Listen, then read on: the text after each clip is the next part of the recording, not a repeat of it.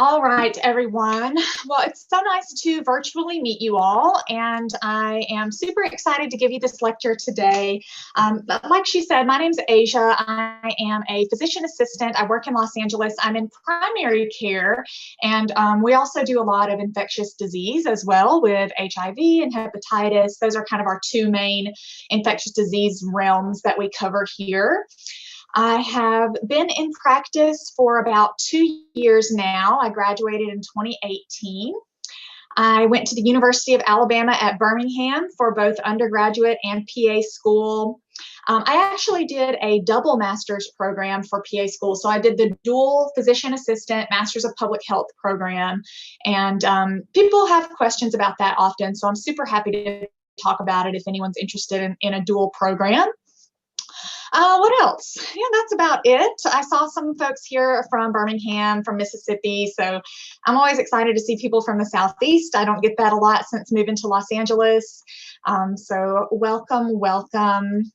And I guess let's just hop right in. I was telling Nina and some of our team here that this presentation was pre-made. So this is a presentation that I often give to PA students and to medical students. So if you find that it's a little dense and it's a little too clinical, you know, we talk about prescribing guidelines and dosages, and those are kind of things that, you know, you might not need to know at this point, but, you know, if at any point it's too much, just feel free to stop me. We can always skim over some things as needed. All right, so let's go ahead and get started. These are the things that we are going to talk about today. So terminology, barriers to care. The biggest portion of our talk is LGBTQ specific health concerns, and then inclusive practices for when you all are healthcare providers, how you can make our LGBTQ family members feel more comfortable, feel more welcome. So let's start off terminology 101. Again, some of this you may already know. A lot of these things have become a lot more mainstream, common knowledge nowadays, but not everyone does. So I'm just going to quickly, you know, go over these slides. Pretty much all I'm trying to say here is that there's so many terms that people can use to describe themselves. And honestly, you know, I don't really care that you know every single definition on this slide. You know, I don't really care if you know what a sapiosexual is, but the most important thing to take away here is just that when someone discloses how they identify to you, just respect that. There's so many different ways you can identify, and again, the point here is just that there's lots and that we can always be respectful of the way someone identifies. If you do have questions about what these different terminology and words are meaning, I have a couple slides on that. There's too many to go through every single one individually, but we'll kind of brush over it. Gay rights, baby, I see it. Let's go. I see you in the chat. Next up, so pretty much this is basic, right? We all know what this is. So lesbians are women who are attracted to women, gay men are men who are attracted to men, bisexual, both men and women. And then a little bit, you know, most people aren't as familiar with pansexuality or demisexuality. So those are some definitions for you there. Pansexuality, just pan meaning all or everyone, means people who have no real preference in terms of gender, orientation, or identity. So you're not limited in any way in your choices, I guess. And then a demisexual is a person, this is a more modern term that has come around, but I find a lot of people, even, you know, heterosexual people will find that they actually identify as a little bit demisexual, and that is just someone who doesn't experience sexual attraction unless there's a really strong emotional connection that's been established first. So anyone can fall into that category. I feel a lot of people do without even noticing or realizing it. So I always like to point that out. Of course, there's also asexual, which is people who are just not, they have no sexual inclinations, no sexual attractions, no interest in sexual behaviors. That is a very real orientation, and that is, something to be aware of. Again, there's lots and lots of different terms that people use to identify themselves, but these are kind of some of the more common ones that you may see. Same thing here, my faves from Queer Eye. So queer is just an umbrella term. So some people, especially older folks, may find this term offensive. So it's not something that you want to call someone, but if someone self-identifies as queer, for example, I identify as a queer woman, that can be kind of an umbrella term for just any gender or sexual minority. Again, it's about how people identify themselves. So again, can be considered offensive, but I find that the community has kind of reclaimed that term, which is really nice and really empowering. Again, this may be something you already know. If so, I apologize, but I always want to point out the difference between gender identity and sexual orientation. So I want you to be able to think of these things as completely different things. They are not related to one another. Sexual orientation refers to who you are attracted to sexually in your partners. So are they men? Are they women? Both? Somewhere in between? So that's referring to your orientation, who you are attracted to, versus your gender identity. That's your concept of yourself. So how you see yourself as male, female, neither, both. So your identity refers to how you see yourself and how you present yourself versus your sexual orientation, which is who you are attracted to. Very good. To that term, gender identity and biological sex are not the same. They don't match up in some cases. So biological sex refers to your chromosomes. When, you're born and the doctor says, oh, it's a girl or it's a boy, that is your biological sex. So we talk about genitalia and your chromosomes and sex organs versus your gender, which is how you see yourself. And again, those things don't always match up. If they do match up and for example, I am a biological female, I identify as a woman, so that makes me a cis woman, versus, trans women or trans men who feel that their gender identity is not the same as what they were assigned at birth. There's also a lot of terminology that goes along with this that you may see. I should have put this on the slide, but you will see AFAB or AMAB, and what that stands for is assigned female at birth. So at birth, you were told you're a female, but that may not be the way that you identify. That's the easiest way to think about that. Again, transgender, we talked about a bit, is just someone who doesn't identify as their gender assigned at birth. And keep this in mind, though, being transgender does not imply any type of orientation. So you may be trans and you may be a heterosexual trans person or a bisexual trans person or a gay trans person.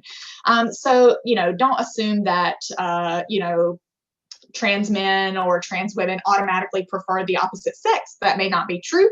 Remember, orientation is outward and who you are attracted to versus your inward identity. Gender transition. This is a term that it's a large term. It refers to the process by which people will try to make sure their presentation of themselves to the world matches the way that they feel on the inside. So some people will transition socially, and that's where you take on a preferred name. You may dress differently, wear makeup, grow your hair out, or not cut it. So social transition is the way that you present yourself in social situations. There's also physical transitions in which people can undergo surgery or hormone replacement. We're going to talk more about that as well as we get down to it. Some trans people choose not to undergo any type of transition, and we really shouldn't assume that anyone wants to. Just because someone identifies as trans doesn't necessarily mean that they want to be on hormones, that they want to change their name, that they want to have surgery. It's not required. It doesn't make someone any less trans. So that's something to keep in mind. Many trans people don't want to change their bodies and change their names or anything, which is, different strokes for different folks. This is just a dumb little graphic I found, but if you really want a list, like a comprehensive list of all the different terminology that the community uses to define themselves, this is a link. I'm happy to share these slides with you all after if you need them. So yeah, you can get a link there and see kind of a more comprehensive list of terms. So this is a question that I like to ask the audience, and feel free to type into the chat or not. If no one types in, I will not be offended. But when you think about accessing really good quality healthcare for LGBT folks, what are some things that might be barriers to that? Again, feel free to pop those in the chat box with your opinion. If no one wants to speak up, no pressure. Stigma, absolutely. Discrimination, homophobic, provider bias, rural areas. Oh my gosh. Kicked out and not having money, not ready to come out, laws. That's a really good one. Embarrassment, fear, judgment, absolutely. Certain, yes. So absolutely, all of these things that you are saying are absolutely true. You hit the nail on the head. Bias is a big one. Religion is a big one. Actually, just access. So many people, many providers aren't necessarily homophobic or transphobic, but they've not been educated on how to take care of these populations, and they don't feel that, comfortable with that. So that's something that these types of things hope to address, is that, by doing these types of things and these lectures, you'll feel more comfortable when it comes to your turn to treat patients. And I don't care where you are, rural Alabama, where I came from, or Los Angeles, you will treat and see trans folks, you will treat and see gay people. So it's really just basic healthcare that that people know. Yeah, I see no family support. I see conservative extremists. You're really onto something here. So yes, absolutely. You mentioned all of these things. I think every single last one of these topics was brought up. So health insurance coverage, limited legal protections, the laws, someone pointed out that, really, really good. Lack of education, no familial support, all of these things make it harder for LGBTQ folks to access really good care. You will see as we go on that LGBTQ people are more likely to have mental health disorders, anxiety, depression, attempt suicide.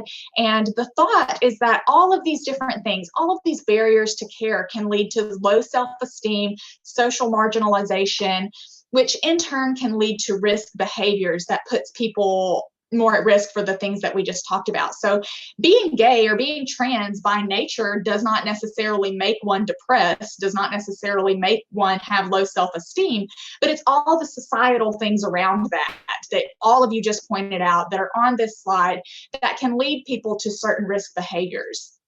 This is not a blanket statement, but it's just kind of overall when we think of, why do LGBTQ folks, why do trans people, why do they struggle with mental health more so than our cis het companions? And it's all these reasons that you guys have already pointed out. So very good job. From a provider perspective, there's also barriers to care. So those that we just talked about were barriers to care from a patient perspective. From a provider perspective, how much education you get in your medical training is highly variable on where you live, where you train, what patient population you serve. And then there's also limited clinical research in this area. So, there's lots of nice guidelines and algorithms. That's not really the case when it comes to LGBT folks. So that's a barrier as well, and it's something that we have to take upon ourselves to address, which all of you have done today just by showing up today. So I'm really excited and really proud of everyone who came. Thank you so much. On to the specific health concerns, probably why you came here. So per definition, when we're in LGBT health, many of the concerns that we address are related to sexual health and sexual behaviors. That's just by definition. That's what makes a gay person or a lesbian person different from a heterosexual person is sexual behavior, right? So it's sexual behavior, not the orientation, that determines STI risk. So there's a lot of, beliefs or stereotypes that, gay men are more promiscuous and therefore we have to check them for HIV more often, or bisexual people may have more partners. It's not your sexual orientation. It's the behavior that determines your risk. So keep that in mind. And we kind of touched on this already. So mental health issues and other risks are specific to identity rather than your behavior. So that's just something I want you to keep in mind. A quick overview. So this is kind of the bread and butter. This is kind of the shadowing portion. I wish we could see real patients together, but these are the things that I treat and handle day in and day out here in our primary care clinic. So we're going to start with HIV and AIDS. Most of you probably know that gay and bisexual men are the most affected. Here's some stats for you. I don't want to read them to you off the slide, but in any LGBT practice, a big thing that you will probably manage or at least needs a good base of knowledge on is HIV. Very, very prevalent in the community. Risk factors, again, probably you know this. Anal sex is the type of sex that is the most risky for contracting HIV, and that's just due to physiology and anatomy. You know, you get little micro tears in the mucosa. There's more chance for fluid contact, but of course you can still get it through vaginal sex as well, IV drug use, and one of the reasons that people may go undiagnosed is all those things that you already pointed out. You know, negative attitudes about homosexuality causes a lot of gay men, and not just men, but to not seek care, to not be tested for fear of discrimination. So you pointed those things out already, which means you're thinking about it.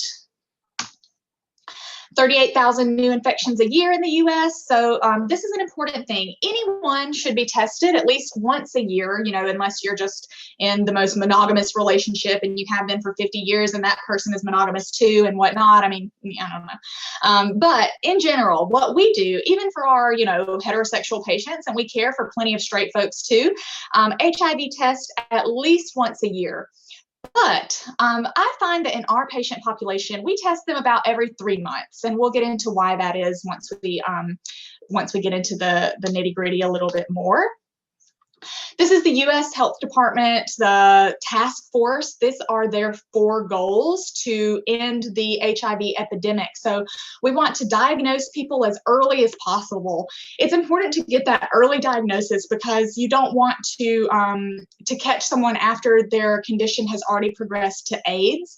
We'll talk about the difference in HIV and AIDS. So we want to diagnose people early on, right after transmission if possible, treat them. So we do what's called rapid start initiation. And that means when you get your positive HIV test, you are started on treatment as soon as possible. Nowadays, HIV treatment is so simple. You know, back in the day in the early 80s and 90s, people were taking 20, 30 pills at a time, and you had a little timer to tell you when to take what, and still the outcomes were bad. Nowadays, HIV is easier to treat than diabetes, which people find surprising. Prevention. We're going to talk a lot about HIV prevention and PrEP. If you don't take away anything from this conversation today, I want you to know about PrEP and want you to know about PEP. So we're going to go on to that. This is our goal from HIV.gov. It's a national standard, national guideline to reduce new infections by 75% in 5 years and 90% in 10 years. So how are we going to do this? PrEP. This is a big part of what I do, a big part of what, you know, just kind of bread and butter healthcare, I feel. So I want anyone who's going to be a prescriber in the future to know about PrEP. Even if you're not an expert, just know that it exists and be able to talk to your patients about it. So PrEP is a medication. It stands for pre-exposure prophylaxis. You take it every single day and it prevents contracting HIV. It only prevents HIV. It doesn't prevent any other STIs. It doesn't prevent pregnancy, only prevents HIV. And it's a little bit of a commitment for patients because they prescribing guidelines require that they be seen every 3 months for labs. And I'll show you what those labs are going to look like. 2 drugs are approved from PrEP. There's Truvada. It's been around since 2012. It's approved for men and women, not just men take PrEP. Keep that in mind. Women are at risk as well.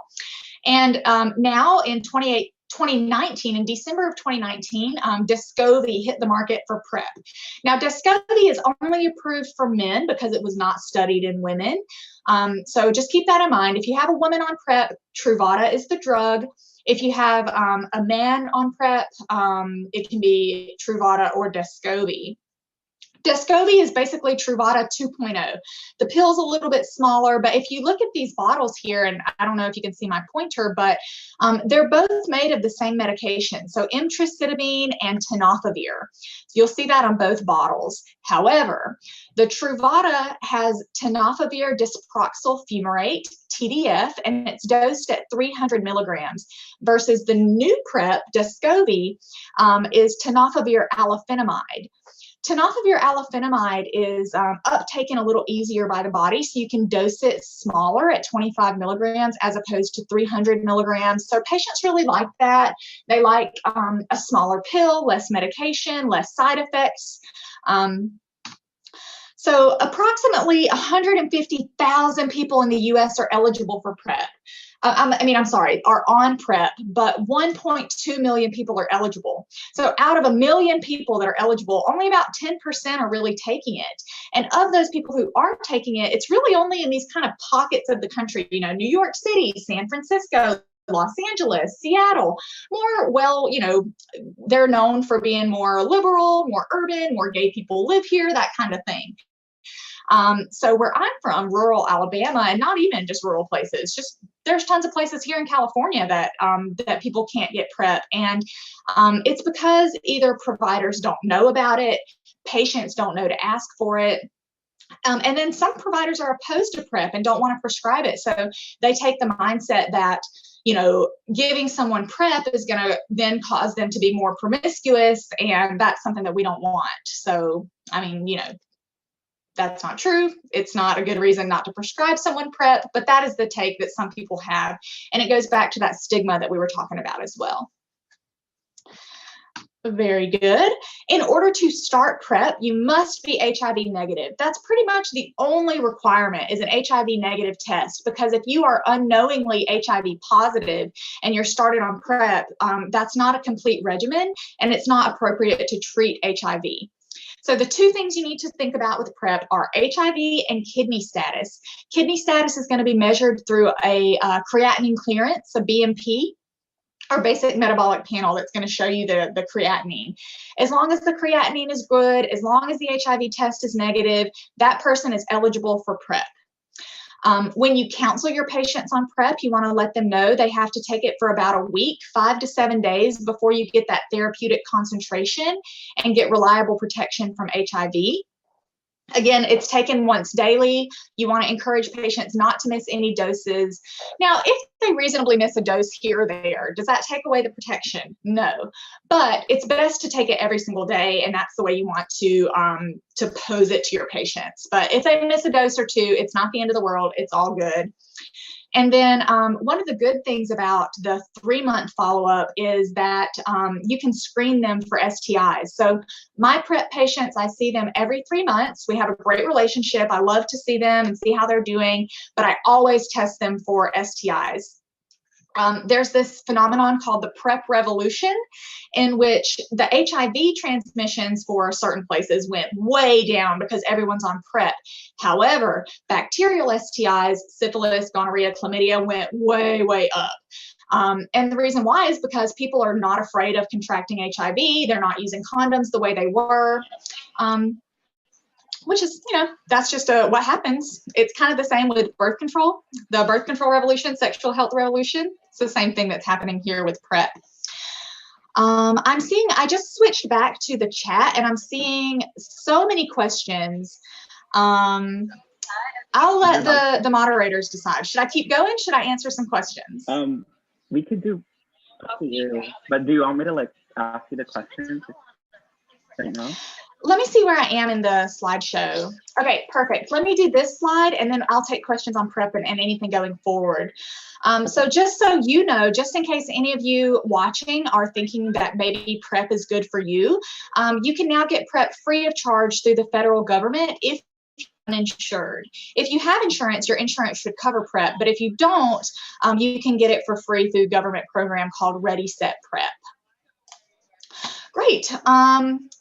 Do you guys want to field some questions? Should I just go for it? How do you want to do it? I could ask you the question.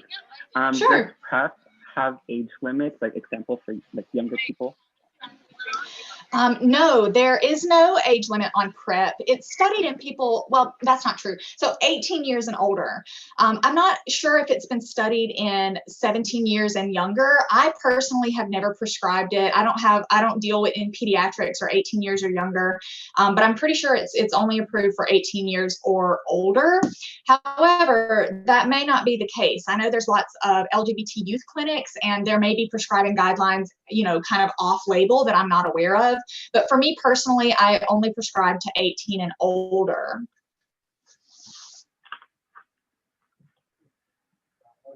Sex education in Texas sucks. Sex education in Alabama as well. Has there been any HIV infections in patients on PrEP?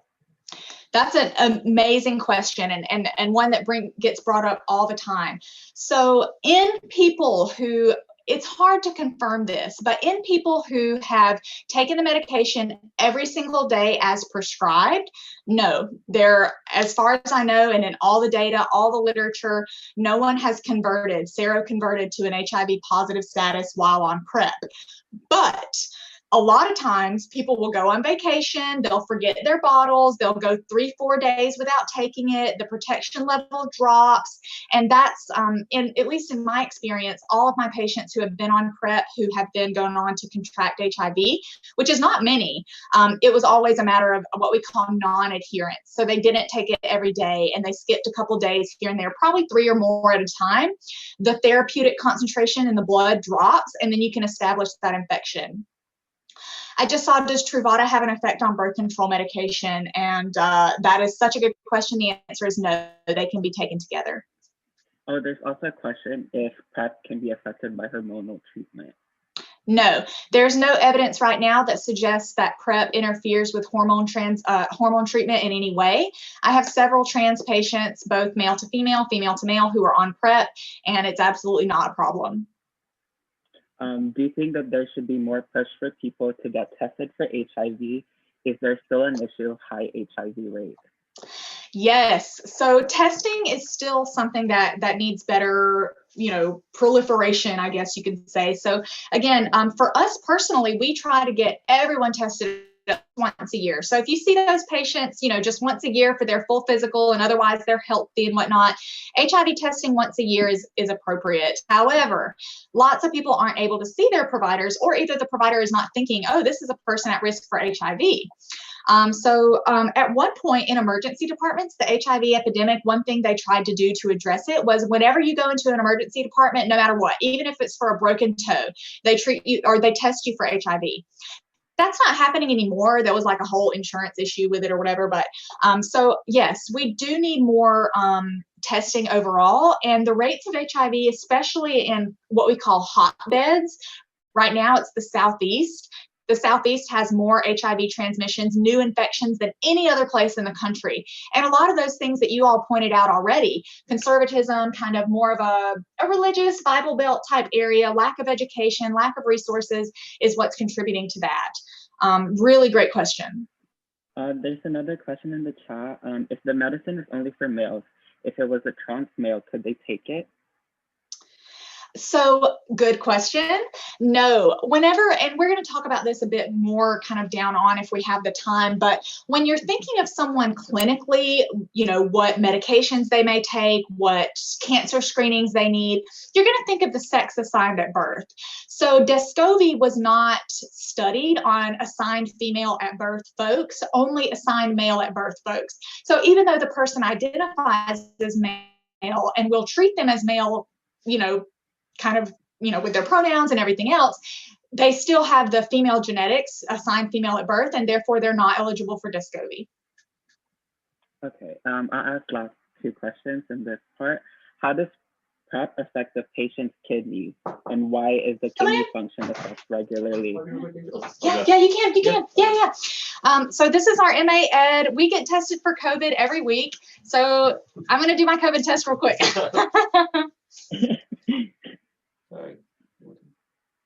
That is kind of gross. So we do oral COVID tests, oral or nasal. I like the oral. It doesn't hurt so much. So the question was, How does PrEP affect the patient's kidney, and why is the kidney function assessed regularly? Very good question. So Truvada, the TDF, tenofovir diproxyl fumarate, tenofovir is a known nephrotoxin. So it can be dangerous to the kidneys.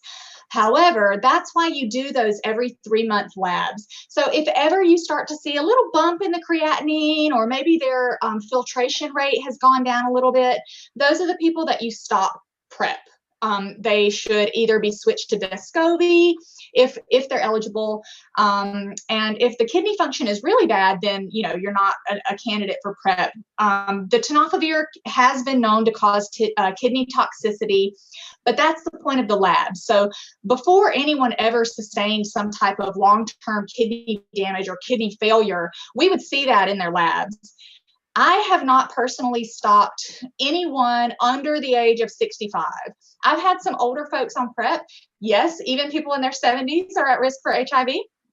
And sometimes, when you get a little older, chronic kidney disease issues, then they're no longer eligible.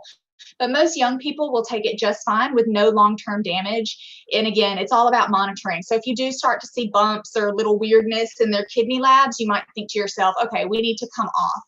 Descovy was actually created to address this problem. So Descovy is less kidney toxic than Truvada, but not to the point that you don't have to monitor it. You still do. Okay, last question for this part. Are these tests covered by insurance or typically paid for by the patients? I believe it's STD and HIV testing. Yes, it is covered by insurance, absolutely. Now, again, insurance is a beast, right? Some plans decide they'll cover this and some they won't, and all da.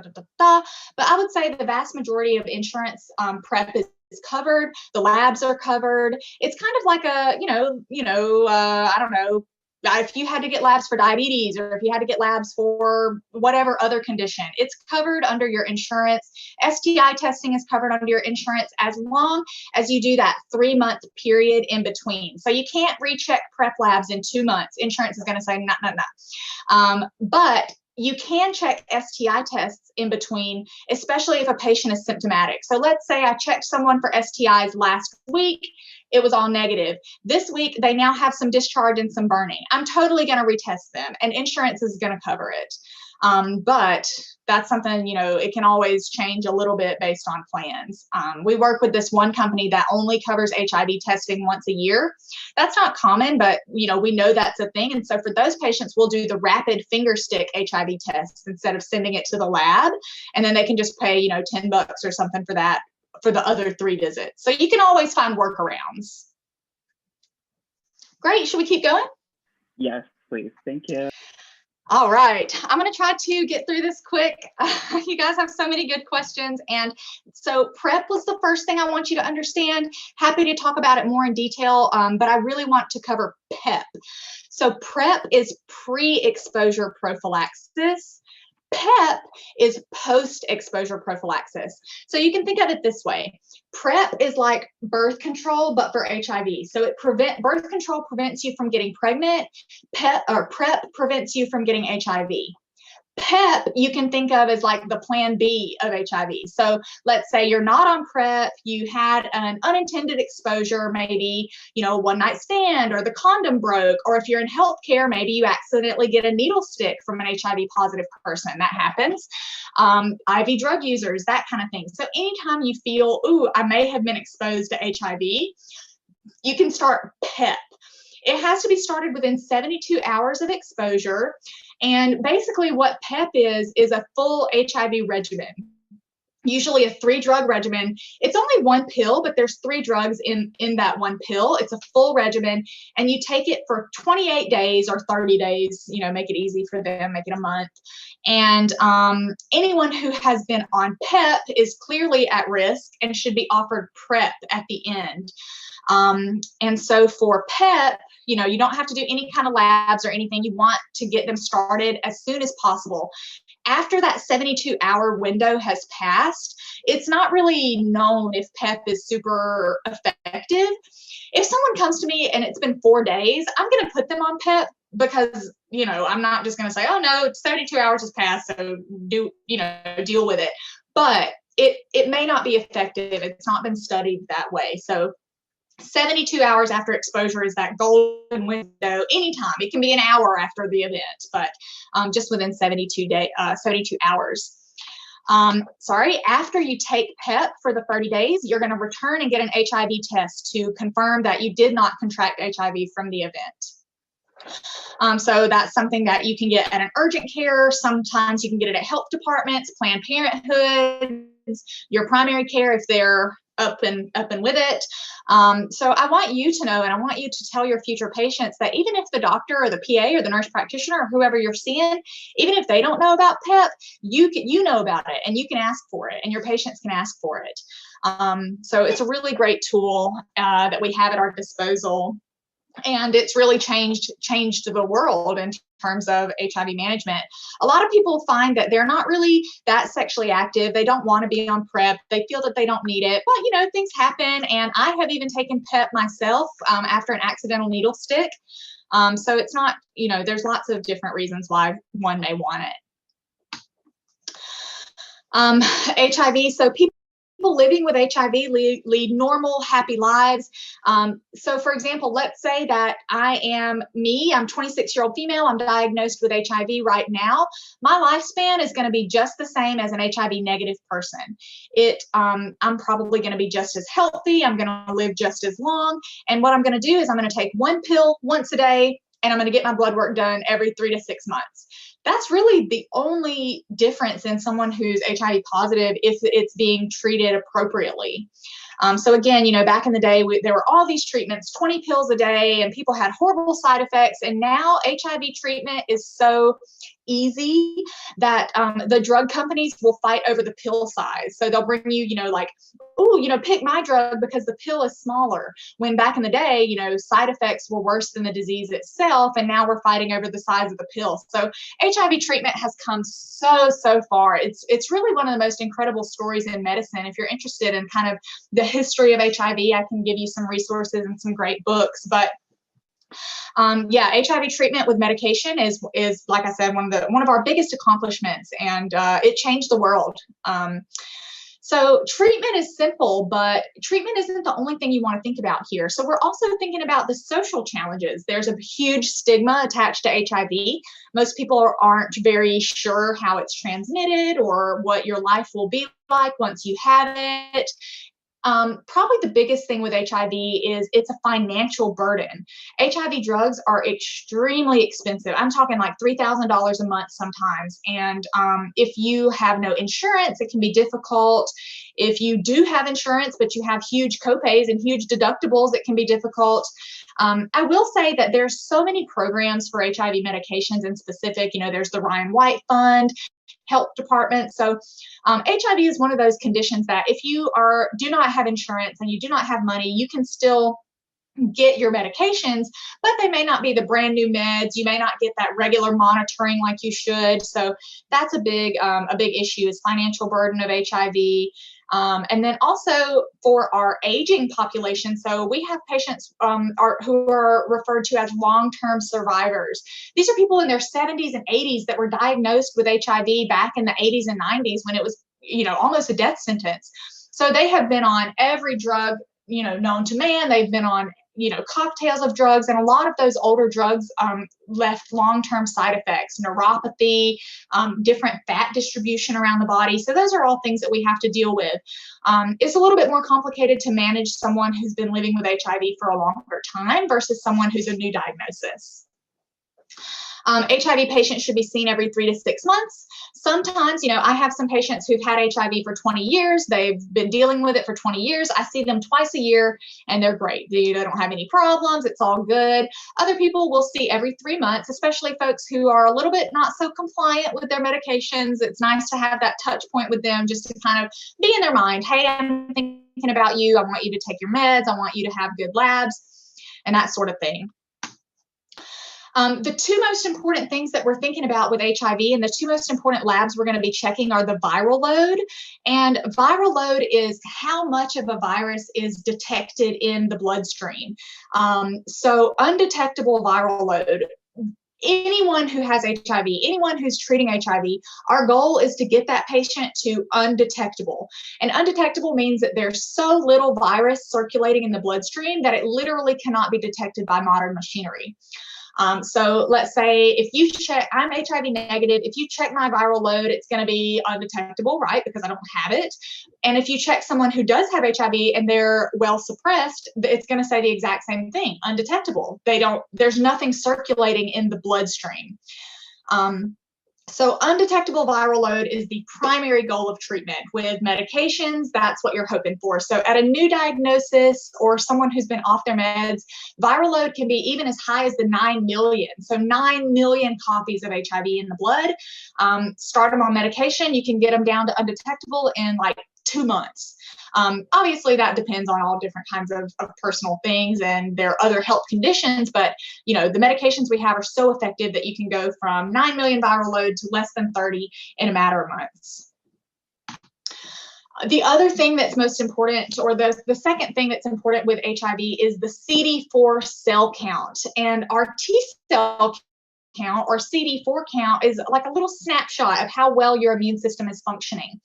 As your HIV progression, or if it progresses, if you're not on medication, the number of those cells is going to decline.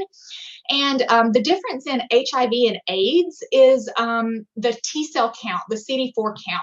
So if your T cells drop below 200, then technically you have the diagnosis of AIDS.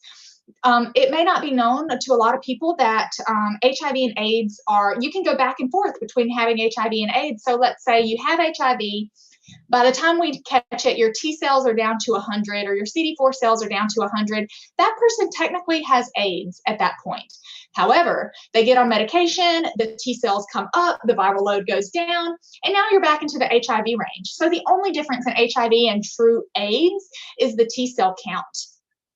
The normal range for T cells is about 500 to 1500, and people who are on medications daily, they have, probably T cells better than mine.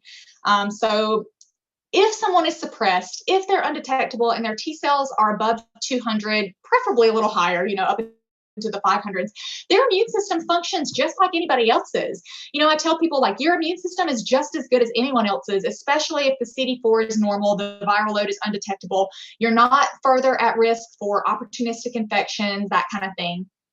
Now, if the T cells are below 200, this isn't on the slide, but it's good to know, anyone with T cells under 200, anyone who has AIDS should be on antibiotics every single day, prophylactic antibiotics, and that prevents conditions like PCP pneumonia, oral thrush, or yeast infections in the mouth and genitals. And so when you have AIDS, the immune system is unable to fight things off. So a cold can turn into, pneumonia and that kind of thing. So we keep them on antibiotics every single day to prevent that. Once the T cells come up, they're above 200, then you're kind of in the clear and they can come off their antibiotics. Here's another big point. Please put this in the quiz. It's so important. So we say that U equals U. Undetectable means untransmittable. So someone who has HIV with an undetectable viral load cannot transmit it. So I don't care if you're having unprotected sex. I don't care if you're sharing needles. If they're undetectable, you cannot give it to someone else. And this is so important. This is why we strive so hard for that undetectable status, because there's no risk of transmission. I think that's a good place to stop, as I'm sure there are questions. So I'm going to hop back over to the chat. Up to you. I can continue, or we can take some questions. What do you think? We actually have a lot of questions. I can ask them right now. Okay. What is the likelihood of someone contracting HIV after being on PEP? After being on PEP. So if you, let's say that the person or you had a needle stick, that's an easy example. And you get on PEP within 72 hours and you take it every day for the full 30 days, the chance, I'm never going to say zero because, freaky things can happen, but it's basically zero. Of people who have have contracted HIV, at the end of the 30 days, we check an HIV test and it's positive. Usually they either started the PEP too late or they didn't take it daily. Medication adherence is going to be one of the most important things that you'll ever deal with in your life, whether it's an HIV patient, a diabetes patient, it's just getting people to take that pill once a day, every day. It's harder than you think. Even though PEP is to be used on patients after an exposure, could a patient use PEP as the preventative treatment? Sorry. No, not really. So PrEP is the pre-exposure. PrEP is prevention. So, I guess you can kind of think of, I have patients who, will have an exposure and then they'll start PEP and then next month it happens again. And at that point, am I going to deny someone PEP? Never, never, never. But I'm really pushing those people to get on PrEP. It's way better than PEP because you prevent it before it even happens, as opposed to trying to like, oh my God, has it been 3 days? I don't know. So no, you really shouldn't use PEP as prevention because there's already a drug for that. How are mutated strain of HIV approached because it has drug resistance? Can you say it again? Oh, how are mutated strain of HIV approached because it has drug resistance? Hold on, I'm going to look for this question because I can't understand you. I'm sorry. Sorry. I'll put it in the chat. Okay, yeah. The question is, how are new strains of HIV approached, especially when they build up tolerance? Or resistance. The question is about resistance. I understand. How are mutated strains? Oh, okay, perfect. Really good question. So honestly, regardless of what strain you have, there's going to be a medication. There's tons of HIV medications. And so one thing that you can do when you get a new diagnosis or you get a new patient that may be failing their regimen or they're still detectable and you don't know why, is you run what's called a GeneAssure archive. And that takes the virus and it shows you all the different kinds of mutations. There's so many that you can have. One of the big ones that we think about is called M184V. That is a mutation that can make the HIV harder to treat. But when you take that test, it also shows you what drugs that their particular virus is sensitive to. So you'll get a big sheet and it's got all these HIV drugs on it and you'll see resistant. You can't use those medicines. It's very rare that someone is resistant to everything. And if they are, that is what you call a salvage patient. And there's drugs for that. Usually they're IV infusions that they'll get once a week, but it can still be treated. Even if you're resistant to all of the oral medications, again, that is not very common. But if you do have a salvage patient who's resistant to everything, the virus is mutated, you can start them on IV infusions of different medications to treat. How do you remember all the drugs you prescribe? Do you often have to look them up, or do you just learn them over time? Yeah, good question. So it just depends, especially when you first get started. It's difficult to remember. I have lots of resources. I can grab them and show them to you if you want, but sometimes, like if it's a drug I don't use that often, I'll have to look it up and like maybe up to date or something like that. But I find, especially once you kind of get your practice going, the patients, your clientele, there comes kind of like a little, 10 drugs, especially with HIV, that you just learn. So in the beginning, it's a lot of looking up. And if you're unfamiliar with the drug, there's so many resources. You do not have to remember all this off the top of your head. Eventually, it gets kind of ingrained in there and you just know it. But especially when you first get started, like, ooh, I don't remember what labs to check, or I don't remember, if this drug is once a day or twice a day and stuff like that. You can just look that up. You don't have to remember it off the top of your head, though likely you will. Do you think that HIV positive people would have a worse insurance, which makes it more difficult to get their treatment? That is a good question. And it's really, it depends. So some people have crappy insurance, some people have great insurance, and it really makes a difference on what they can get drug wise. But I will say, like I said, HIV is one of those conditions that there's so many national programs for that you can get the medication even if you don't have insurance or don't have good insurance. What was the other part of the question? Oh, that makes it harder for them to seek treatment. Oh, that makes it harder. Yeah. Yeah. So insurance issues is going to make it harder to seek treatment for anything, a broken toe, HIV, whatever. So yes, insurance can very much affect the quality of care and where you can go. So for example, our clinic, obviously everyone's different. We only take certain types of insurances. We're only in network with these few, blah, blah, blah. So it's just so dependent on each individual plan and each individual clinic. Quickly, I saw a really good question that says, undetectable does not mean that the person has been cured from HIV, right? That's correct. There is no cure for HIV, but they think it's coming. Research says that probably within our lifetimes, in the next 10 to 20 years, we're going to have a cure for HIV. So cure trials are ongoing. They're looking good, but as of now, we do not have a cure. And undetectable, you still are HIV positive. You still have it, but it's not circulating in your blood. It's not causing you harm, and you can't transmit it. Just like how HPV can lead to certain cancers, has there been any research on HIV leading to any types of cancers? Yes, there is one cancer that is specific to HIV and really more so AIDS. You kind of have to be in that AIDS range before you start developing this, but it's called Kaposi sarcoma.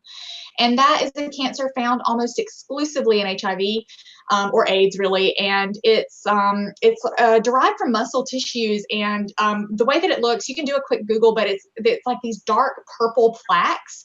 Sometimes it's on the skin, sometimes it's around the genitals. It can even be in the mouth. But it's called Kaposi sarcoma, and it's pretty much only seen in HIV.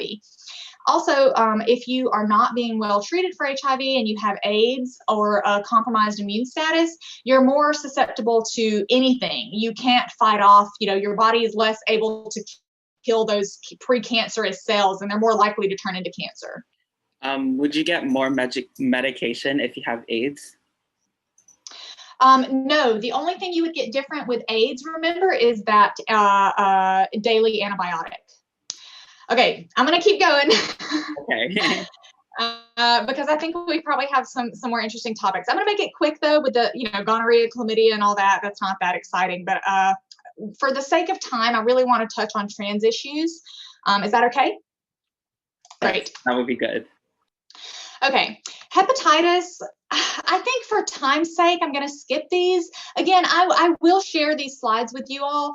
I just ask that you please don't use them without notifying me or crediting me. I spent a lot of time on these. I know you won't, but just, whatever. If you want to know about hepatitis, I'll give you these slides. But I think for time's sake, there's more important things to look at.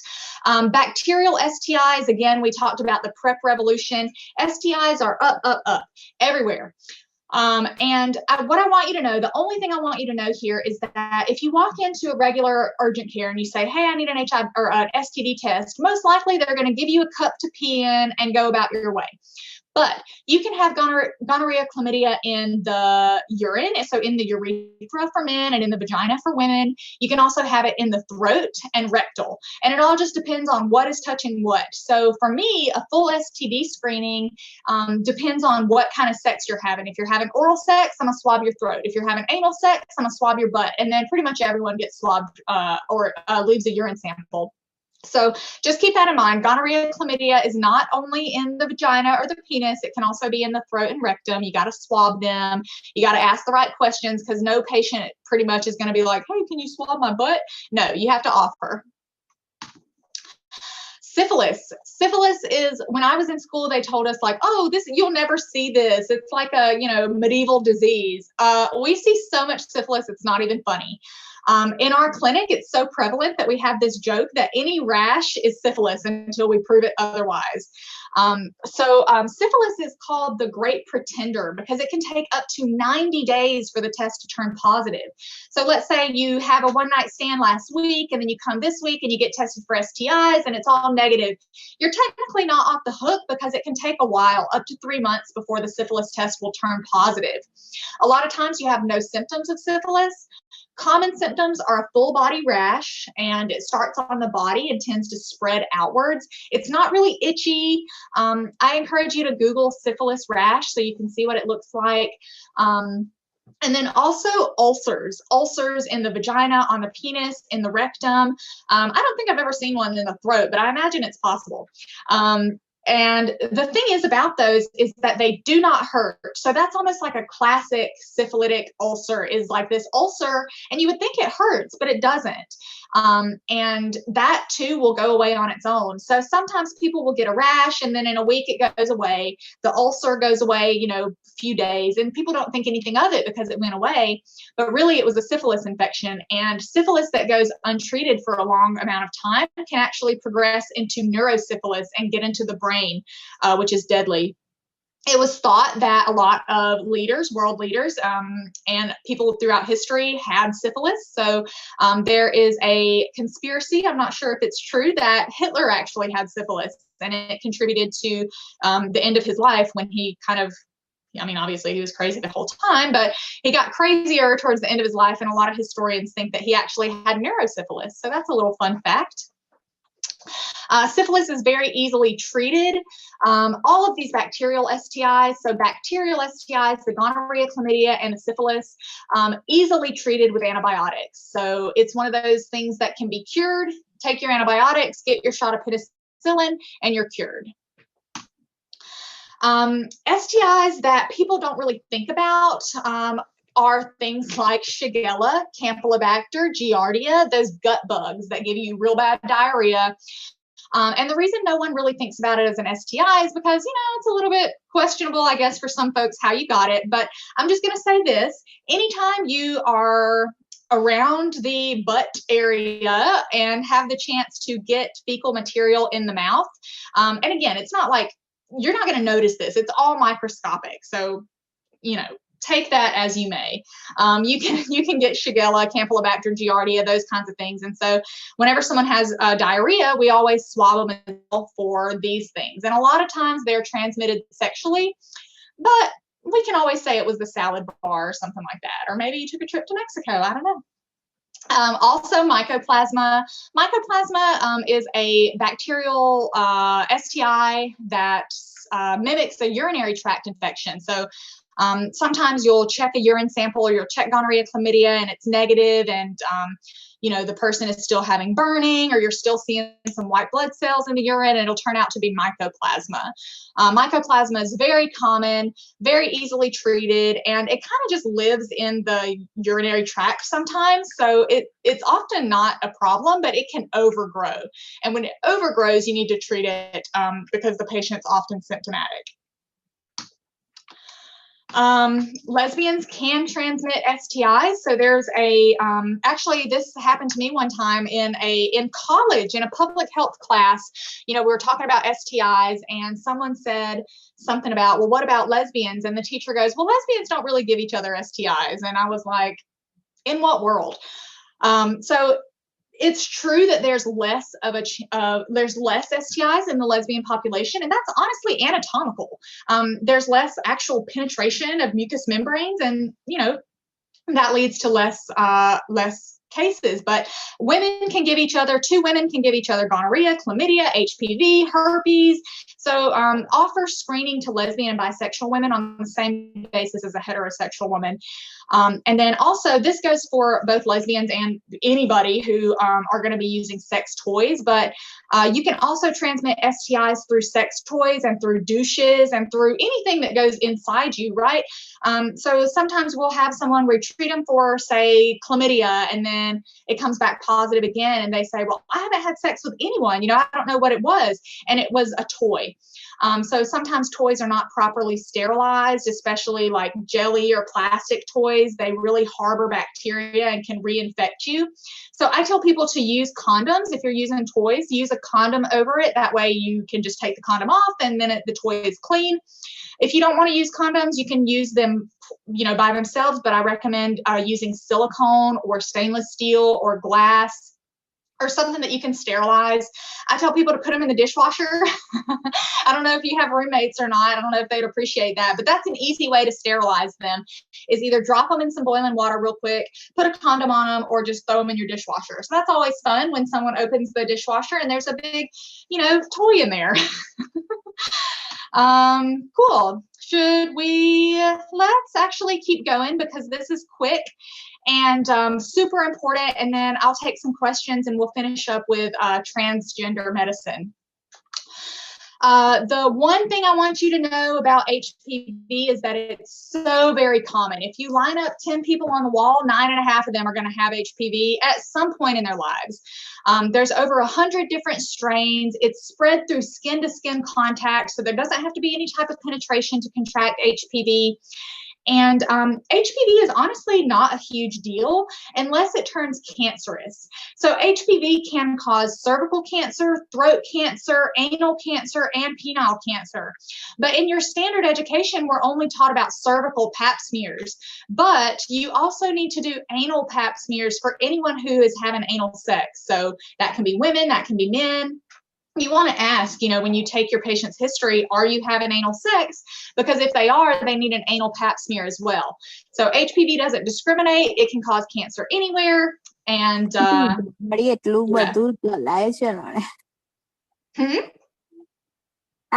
disease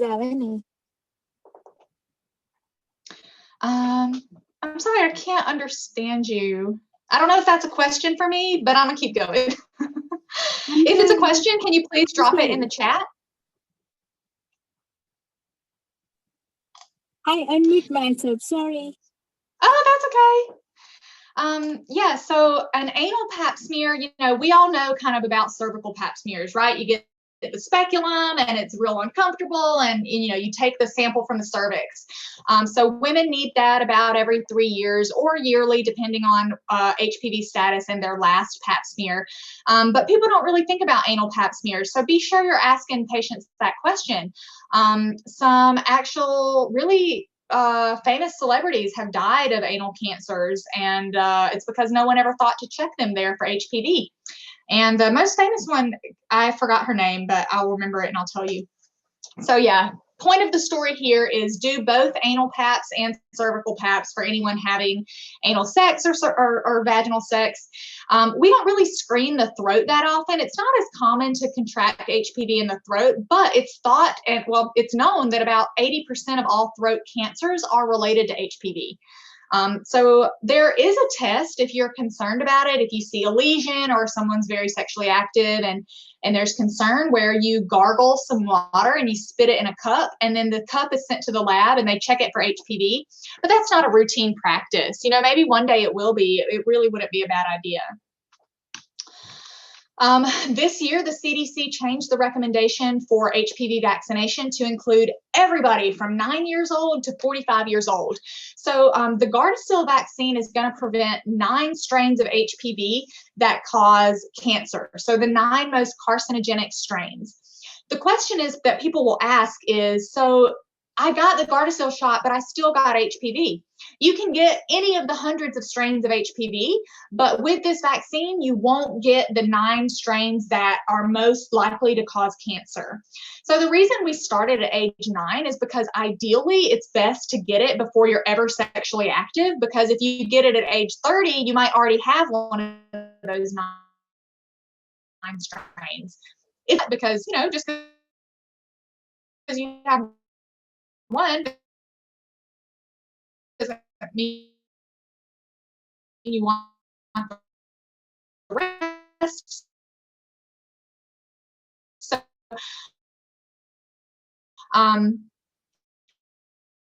it's absolutely available. A lot of people say, a lot of my patients are like, 48, and they're like, well, I'm still having sex. Can I get the Gardasil vaccine? Absolutely. You can get it at any age, but the CDC recommendation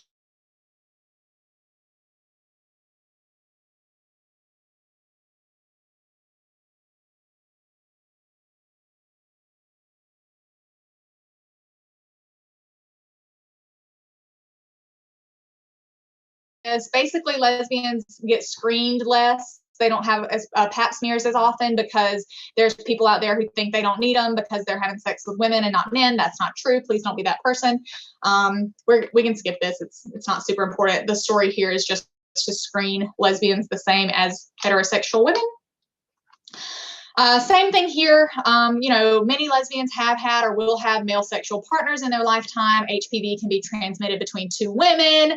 And also lesbians are at an increased risk of ovarian and endometrial cancers, not due to sexual activity, but because they are less likely than heterosexual women to ever be pregnant, and they're less likely to have ever used birth control over their lifetime. So this is a funny story, but when I was in high school going into college, I was still in Alabama, and my doctor prescribed me birth control. So he goes, "Are you sexually active?" I'm like, "Yes." And he's like, "Oh my gosh, you need to be on birth control." And I was so afraid to say that I didn't because I was with women that I took the prescription, and I even filled it at the pharmacy for 2 years. I didn't take it, but I filled it because I was afraid that he would see that I wasn't. I don't know. So yeah, that's just a little funny story. I paid for birth control for 2 years, even though I didn't need it. Talk about the stigma. So these are just some things to know about lesbian health. And probably the last thing that we'll talk about today is trans health. We have about 30 minutes left. We can go over a little bit if we need to, but obviously we cannot discuss all the nuances of trans health in 30 minutes. So I'll leave it up to you all if you want to ask some questions before we go on. I think it would be better to hear this first because I feel like it's important. You want to go ahead through? Let's go through. Yeah. And then I'll try to leave some time at the end. All right. So back in the day, identifying as transgender was considered a mental illness, and it was even in the DSM and everything. And it's actually still in the DSM, but in 2022, the International Statistical Classification of Diseases, so the DSM, is going to take away that transgender or gender incongruence is a mental illness because we no longer identify it as such, and that will go away in 2022. Yay! Quickly, there's much more physical and sexual violence against trans women, specifically Black trans women. It's actually considered a public health crisis because Black trans women are being killed at a 7 times higher rate than the general population. Also, there's higher rates of suicide and suicide attempt, mostly because of discrimination, stigma, gender dysphoria that's not able to be addressed. So these are kind of the mental health issues and the physical safety concerns when it comes to our transgender patients. So this goes back to that person who said, if someone's a trans person, do they get Descovy or Truvada? So you want to get a surgical history on your transgender patients, and their assigned sex at birth is what's going to determine what type of screening they need. So for example, let's say you have a male to female transgender person, but they have not undergone orchiectomy, they have not undergone prostatectomy, so they still have testicles, they still have a prostate, and therefore you still have to screen those testicles and screen those prostates for cancer. So just because they identify as a female, you're going to treat them as such, except for when it comes to cancer screenings. And that's just based on anatomy. So if you have testicles, they're going to get screened for cancer. If you have a prostate, they're going to be screened for cancer. And the same goes vice versa. So female to male patients, if they've not undergone mastectomy or breast removal, you still have to do mammograms and breast exams because they can still get breast cancer. And the same thing for the cervical cancer. So some trans folks will undergo total hysterectomy where the uterus and the cervix is removed. In that case, there's nothing to screen and you don't have to, but a lot of times people keep their uterus, they keep their cervix, and so you still have to do pap smears and screen the cervix for cancer. This can sometimes result in a lot of dysphoria for patients. They kind of don't want to be invaded in that way, but that's when you build a good relationship with your patients and just, they get to a point where they trust you and you can do those screenings for them. So yes, that is a really important part of trans health. So I call it like a organ database, so organ bank kind of. So I ask people, do you still have testicles? Do you still have a prostate? Do you still have breasts? Do you still have a cervix? And that way I know what they need to be screened for, and I don't have to do it in a way that can cause them any type of dysphoria or hopefully with as little discomfort in that range as possible. Hormones. So pretty much hormone therapy is made out to be this very difficult thing to manage, and in reality, it's not. So a practical target for hormone therapy is physiologic ranges for a cis man. So if I have a trans man, female to male, I want to keep his hormones and his testosterone levels around the same range that I would for a cisgender man. So that is between 300 and 1,000, give or take, a little bit is fine. But yeah, I want to keep them at the same, I want to keep them as close to physiologically normal or within range as possible.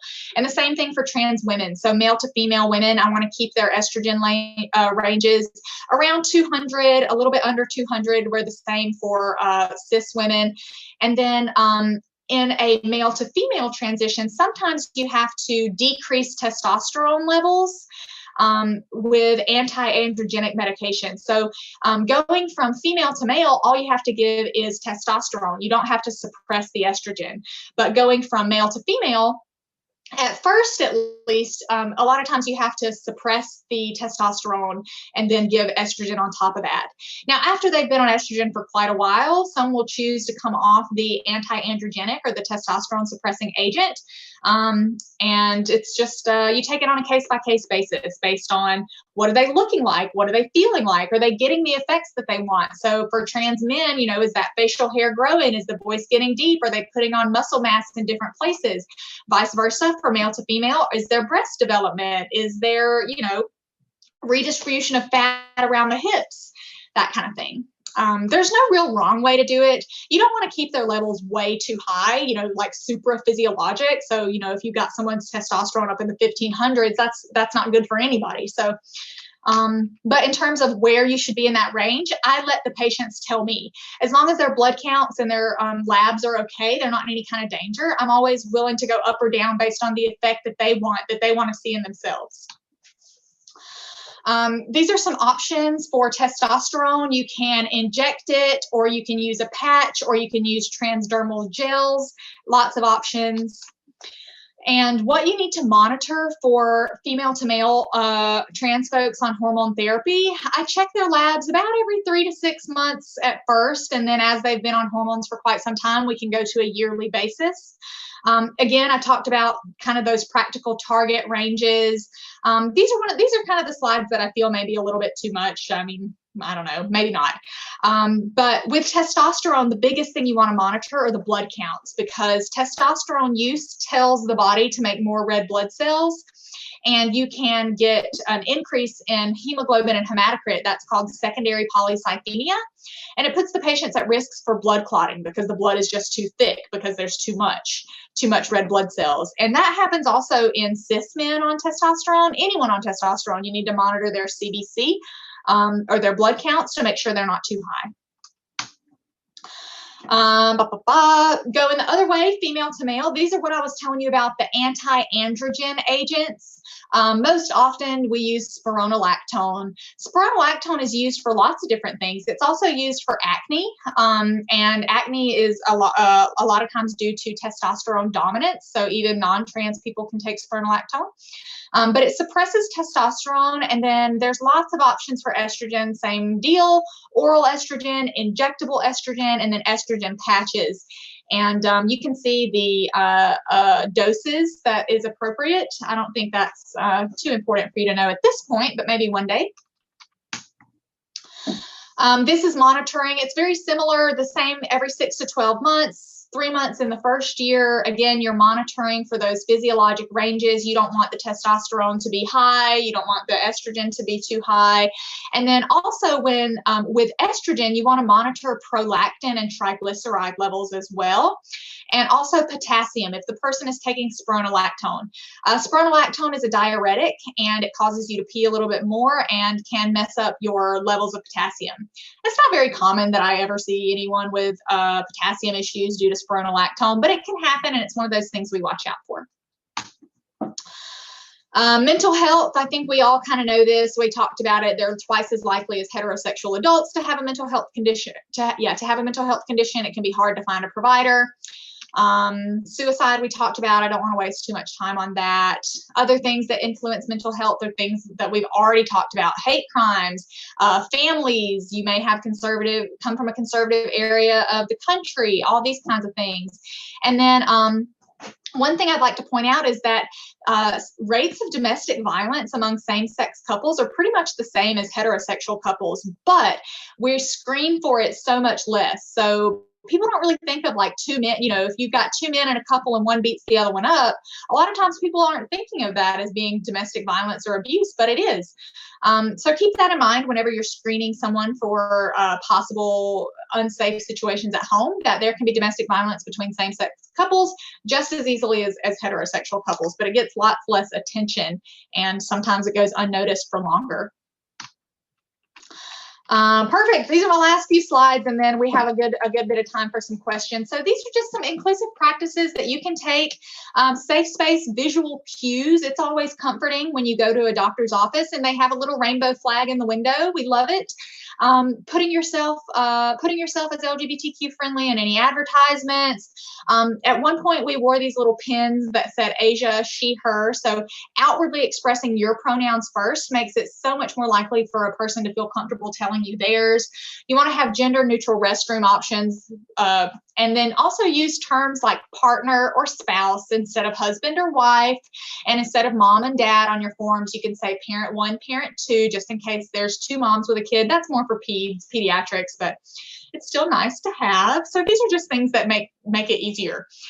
We also use intake forms. So all the time, you'll fill out a form and it's like male or female. Well, some people don't identify as male or female. So what we do is use a blank space. So for gender, for preferred name, for pronouns, and for sexual orientation, there's no drop-down box. It's just a blank and you fill it out as you see fit. That's one of my favorite things about our intake forms, because people will, if given the option, people will self-identify in so many different kinds of ways, as opposed to like gay, straight, bi. Questions I know we have. These are some resources. Again, I'm going to share these slides with you all. And I also have some textbooks and stuff that I'll grab and show you that I really, really like to use. I refer to them a lot. Citations, if you need ever to write a paper and you want to use my stats, feel free. Here's all the citations.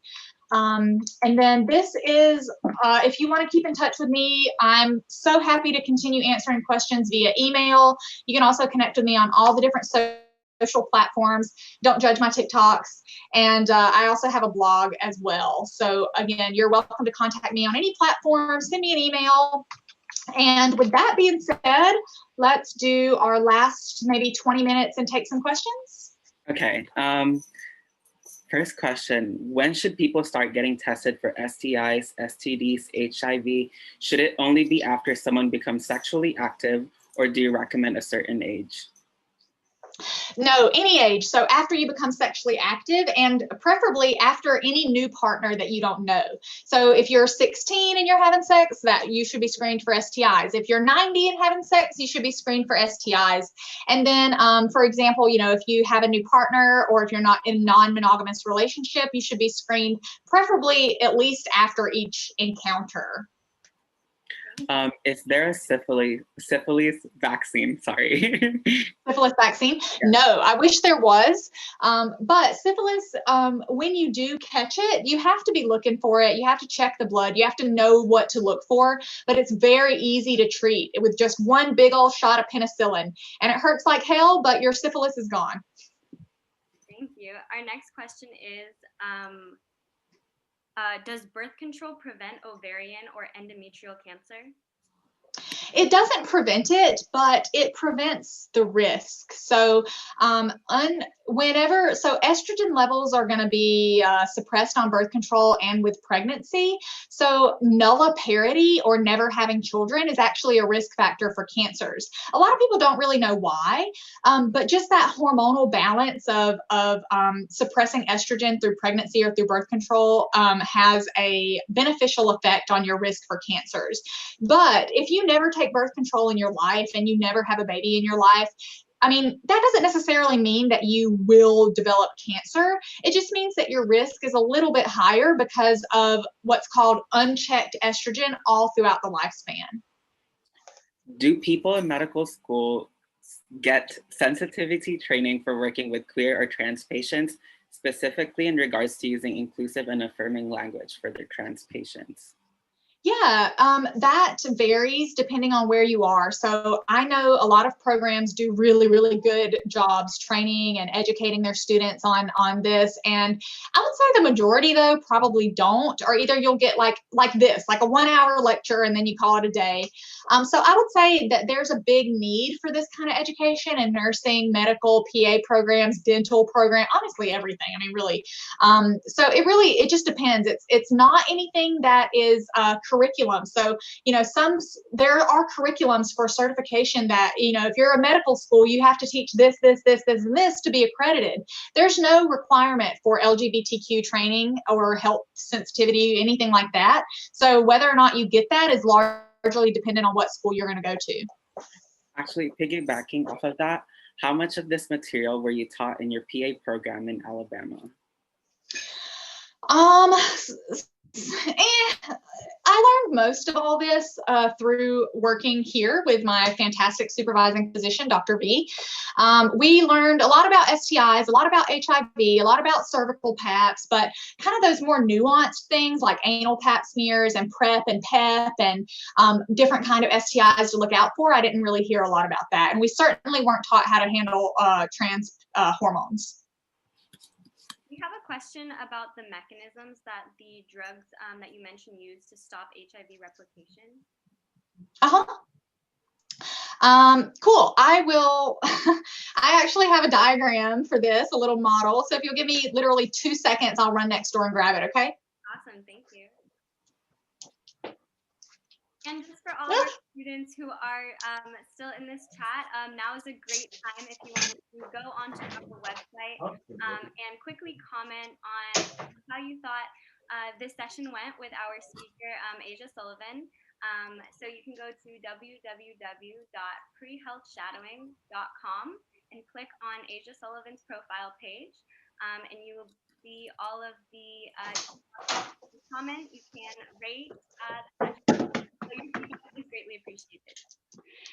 Okay, so this is a little model that I use, or actually, I was just telling you guys that I had to learn almost all of this from my supervising physician, Dr. V.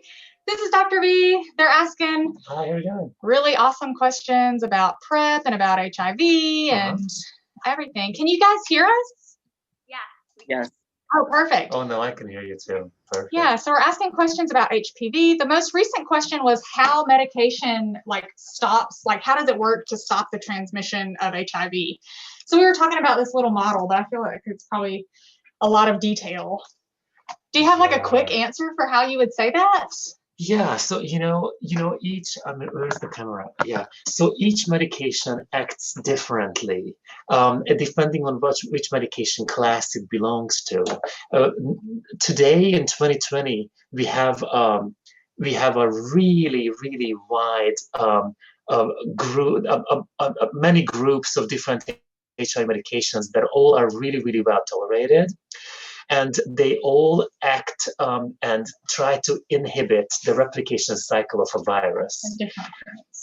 Yeah, so the virus, what it does, it attaches to subpopulation of white blood cells in the body, the so-called T cells, the CD4 T cells.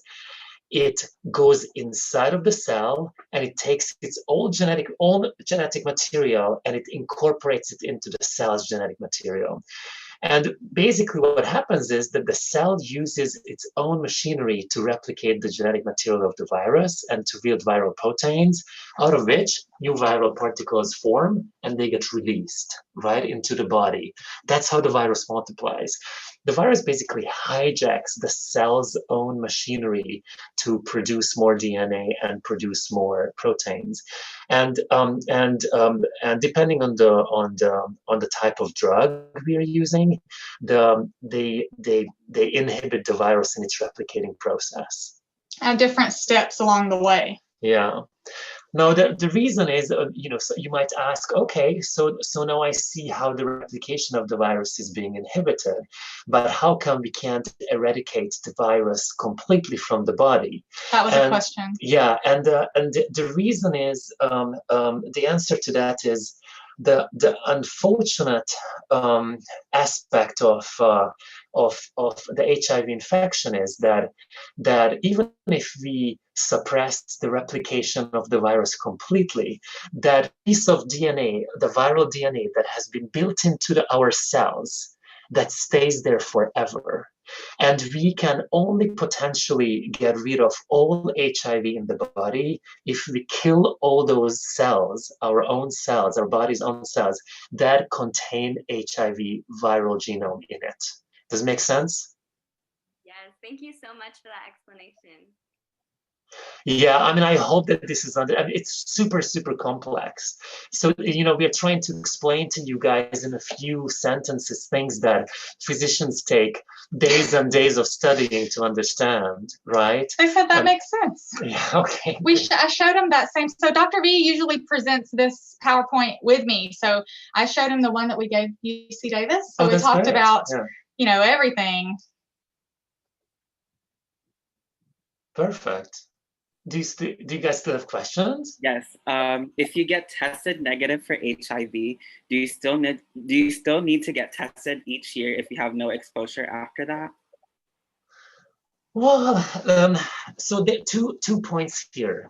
So depending which HIV test you're using, the most modern HIV tests, they're very accurate. They actually have a so-called window period of 10 days, meaning they can look backwards 10 days approximately in time. And in case you had no exposure to HIV in the past 10 days and you have a negative test, then you're negative, right? In case you have zero exposure, then there is no reason to be retested, right? We usually, whenever we have patients come to us once a year for their annual checkup, their full physical, we don't even ask them, we just check them for all STDs, right? Because most people will have had at least a few sexual encounters in their, reproductive years throughout the year. And even if they feel sometimes that, oh, that was nothing, just a little something, I don't think anything happened there. The best way is to be, to be safe and then just go ahead. And the testing is so easy. Mm-hmm. I always tell my clients, my patients, there's no such thing as being over-tested for STDs. You want to know. Yeah.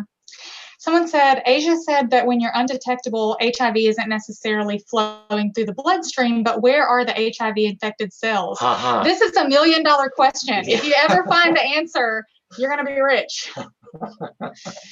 Yes, so those cells where the HIV virus hides, we call it the reservoir.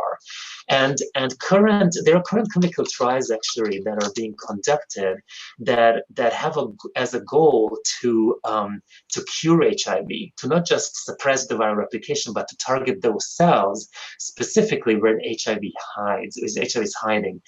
Now, those cells there's a bunch of different theories, and it's not 100% understood where exactly those cells are, but we suspect that some of those are actually in the hematopoietic system and also in the central nervous system, in the brain and in the spinal cord, the so-called microglia cells.